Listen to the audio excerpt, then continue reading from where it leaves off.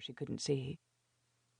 The tedium of all this had almost succeeded in sedating her when the pilot's voice, momentarily present in the cabin, muttered, "Prepare for takeoff." She felt the fear then, even through the vodka, surging up like the sound of the engines in a series of well-defined stages. First one kind of loudness, then another, as she was pressed into her seat and the safe world went past in the window. She never quite believed, at this point in the process, that the plane would take off. She always found herself thinking, surely it should have happened by now. Something must have gone wrong. And so it always took her by surprise. It was always somehow a profoundly surprising moment when the plane's nose lifted, when the plane pulled itself free of the earth, or the feeling was actually more like the earth was falling away. Sussex was already quite far down, a bluish patchwork of fields in the dusk. There was, from somewhere, a quiet ping. She did not know whether it soothed her or not, that ping. She wondered what it meant. Though it seemed to say that everything was happening normally, it probably meant nothing. She looked around, as if surprised that she was still alive, and for the first time she noticed the man in the seat next to her. He was sitting very still, with his hands knitted loosely in his lap, staring straight ahead. Perhaps he too was trying to master his fear. She was going to have to ask him to move at some point. As soon as the fasten seatbelts sign went off, she turned to him and said, "Excuse me." She pitched her voice nice and loud. It was surprising how loudly you had to speak to be heard over the noise.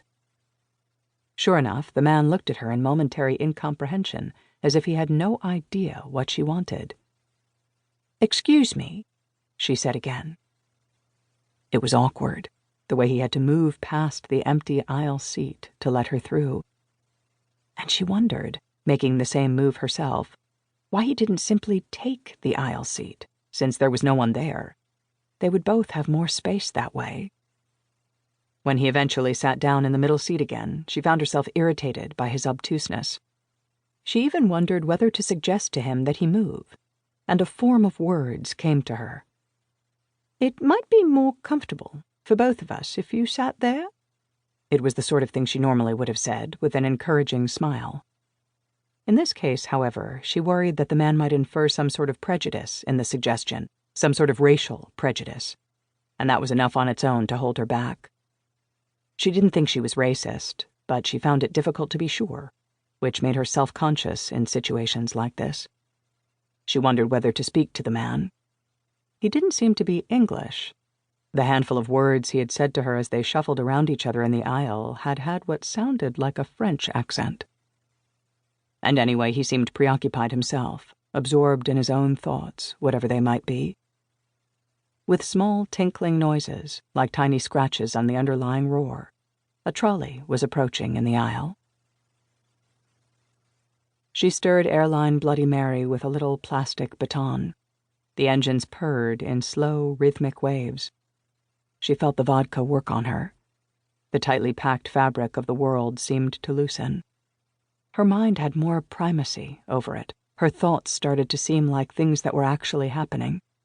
Her son's death, for instance, presented itself in a series of images that felt so true they made her silently tearful. She turned to the window and found only her own face in the dark plastic now, deeply shadowed like a landscape at sundown. She imagined herself, after his death, emptying his flat, taking everything down from the shelves, all the stuff that he had held on to so tenaciously for so many years. It was then that the first wobble went through the plane.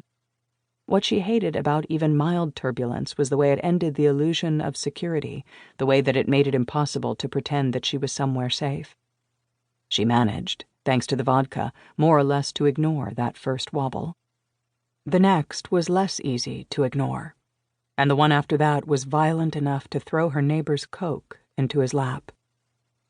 And then the pilot's voice, suddenly there again and saying, in a tone of terrifying seriousness, "Cabin crew, take your seats."